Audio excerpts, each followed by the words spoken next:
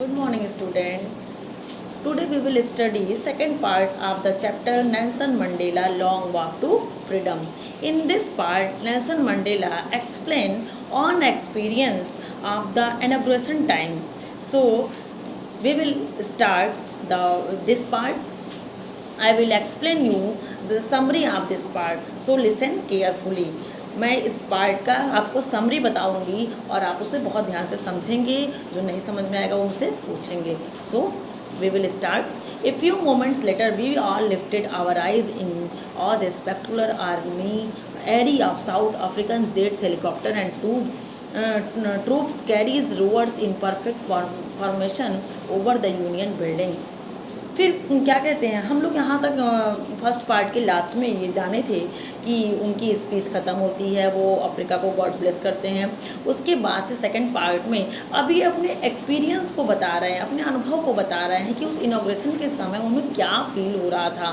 कहते हैं कि ये फ्यू मोमेंट्स लेटर, कुछ ही समय के बाद क्या होता है, यूनियन बिल्डिंग जो था जहाँ पे इनॉग्रेशन चल रहा था उसके ऊपर से बहुत सारे हेलीकॉप्टर प्लेन्स उड़ते हुए दिखाई देते हैं। ये हेलीकॉप्टर और प्लेन कैसे थे?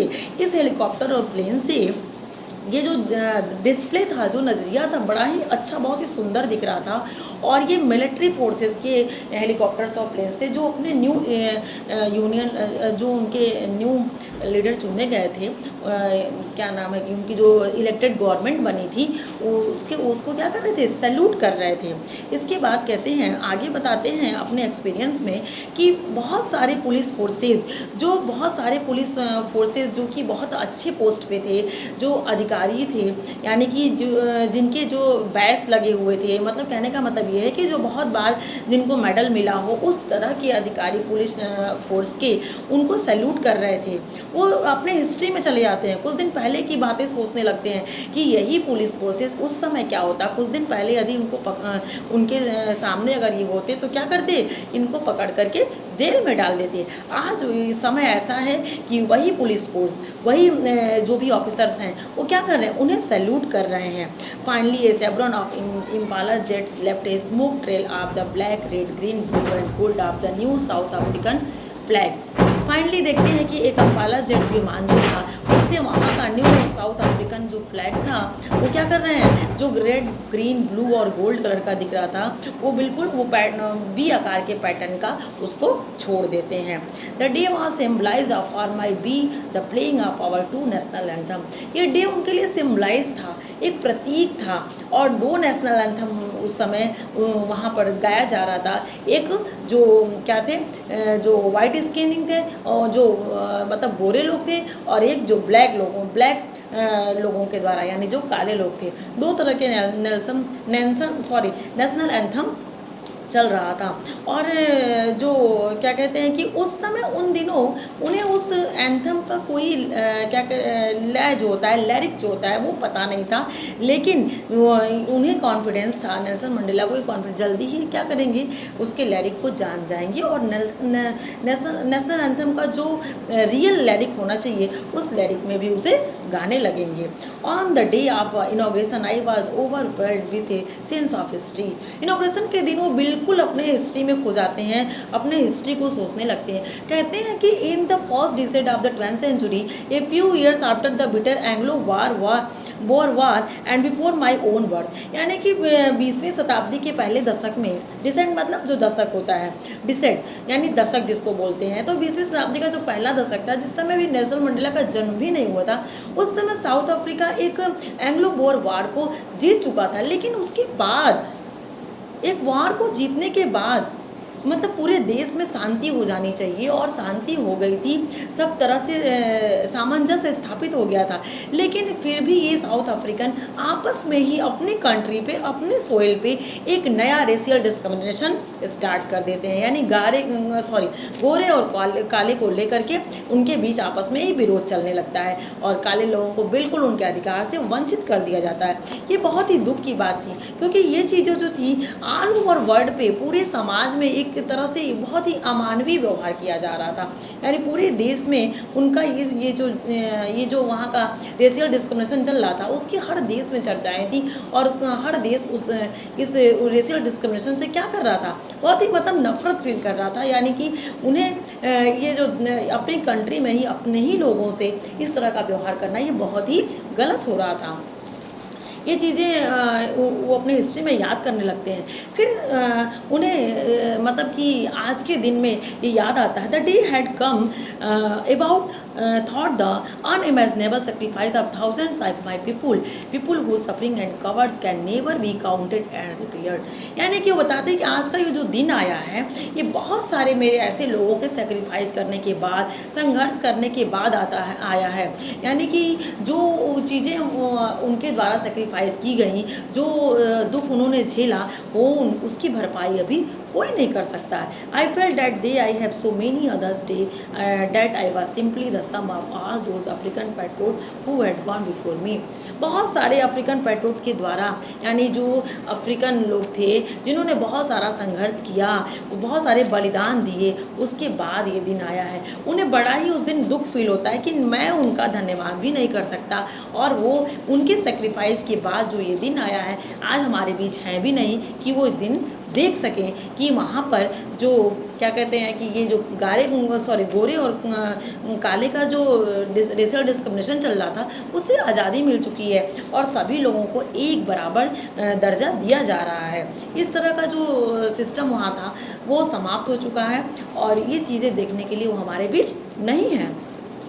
The policy of apartheid created a deep and lasting bound in my country. कहते हैं जो एपार्थीज वहाँ पर हो गई थी, जो गोरे और काले का जो भेदभाव था, ये बहुत ही कहते हैं कि lasting bound in my country, मेरे देश को बहुत ही बड़ा घाव दे चुका है, जो पीढ़ी दर पीढ़ी भी इसकी रिकवरिंग करना बहुत ही मुश्किल है। यानी बहुत समय के बाद ही ये जो घाव है वो भर सकता है। But the decide of operation the brutally and had another unintended effect, and that was the produced the Oliver Thambos, the Walter Sislers, the Chief Luthlis, the Yusuf Dados, the Brain Features, the Robert Shubkius। यानी कि इस तरह से का जो ये संघर्ष हुआ था, एक तरह से इसका एक अलग भी प्रभाव था, क्योंकि इस संघर्ष के दौरान ही वहाँ पर एक बहुत सारे अच्छे बुद्धिमान और भले लोग भी उस संघर्ष के बीच जन्म लिए थे, जो इस समय अब ऐसे लोगों का इस धरती पर होना बहुत ही मुश्किल है। जिसमें बहुत सारे नाम उन्होंने बताए कि वाल्टर सिसलिस थे, चीफ लुथलिस थे, यूसुफ डैडोस थे, इस तरह से एक्सेट्रा बहुत सारे नाम उन्होंने बताए जिन्होंने जो वहाँ की धरती को क्या किए, आज़ादी दिलाने के लिए, मतलब वहाँ के लोगों में ये रेशियल डिस्क्रिमिनेशन समाप्त करने के लिए बहुत सारे सेक्रीफाइस किए थे। तो बताते हैं कि ये जो ये समस्याएं थी, यानी जो एक तरह का जो वहाँ पर ये रेशियल डिस्क्रिमिनेशन चल रहा था, इस बीच में वहाँ पर उस धरती पर क्या हुआ, अच्छे लोग भी आए, और ये इस तरह के अच्छे लोगों का आज के समय में होना बहुत ही कठिन है। It is from this comrades in the struggle that I learn the meaning of covers. उन्हीं लोगों के बीच रह करके, उस संघर्ष के बीच रह करके मैंने कवर्स को सीखा, साहस को जाना कि साहस क्या होता है। मैं बहुत समय में मैंने बहुत सारे मैन और वुमेन को रिस्क लेते हुए, संघर्ष करते हुए देखा है और उन चीज़ों से बहुत कुछ सीखा है। कहते हैं कि I have seen men stand up to attack torture without breaking, showing a strength and resilience that defies the imagination. इसका इमेजिनेशन भी नहीं किया सकता कि उस समय के लोग इतने साहसी थे कि बिना डरे हुए अडिग रहकर किस प्रकार से वो समस्याओं का सामना करते थे। I learn that covers was not the absence of fear.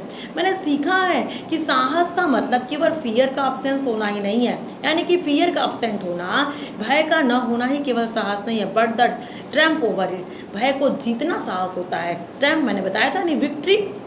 The brave man is not he who does not feel afraid, but he who conquered the fear।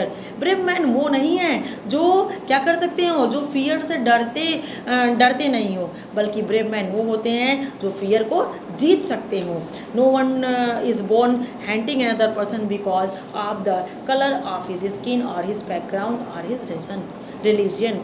कहते हैं कि कोई भी व्यक्ति अपने जन्म से ये सब चीज़ें लेकर के पैदा नहीं होता है कि कलर स्किन का मतलब गोरे काले का भेद करना है, या फिर धर्म जो होता है कि ये धर्म को लेकर के बहुत सारे विरोध है। ये सब चीज़ें वो व्यक्ति जन्म से नहीं सीखता है, वो आकर के सीखता है। People must learn to hate, वो नफरत आकर के सीखता है। तो यदि वो नफरत सीख सकता है तो उसे लव भी तो सिखाया जा सकता है, उसे प्यार भी तो सिखाया जा सकता है, क्योंकि जो लव होता है वो मानव हार्ट में नेचुरली रूप से होता है। इसलिए वो कहते हैं कि व्यक्ति को नफरत की जगह लव भी तो सिखाया जा सकता है, ताकि वो एक दूसरे से अच्छा रिलेशन बना के रख सके, आपस में किसी भी प्रकार का भेदभावना ना हो उनके बीच में। So when my commands are were pushed to our limits, I would see glimmer of unity in one of guards perhaps just for a second. कहते हैं even in the grimmest time in prison, जब मैं jail में था, इस पे वो एक बात बताते हैं कि जब मैं जेल में था उस समय जब वहाँ पर कमांडर्स के द्वारा यानी पुलिस जो भी थे उनके द्वारा जब हमें अधिक से अधिक प्रताड़ना दी जाती थी, हमारे ऊपर बहुत ज़्यादा वो किया जाता था, यानी हमें बहुत ज़्यादा पनिश किया जाता था, तो क्या होता था उस टाइम हमें उस समय एक वहाँ पर गार्ड हुआ करता था जो कुछ नहीं करता था, केवल आकर के एक दिलासा दे करके चला जाता था, जिससे हमारे अंदर एक नई ऊर्जा आ जाती थी। हमें खड़ा करने के लिए उसकी वो दिलासाएं ही बहुत काफ़ी थी। यानी कहने का मतलब है कि man goodness is flame that can be hidden but never extinguished.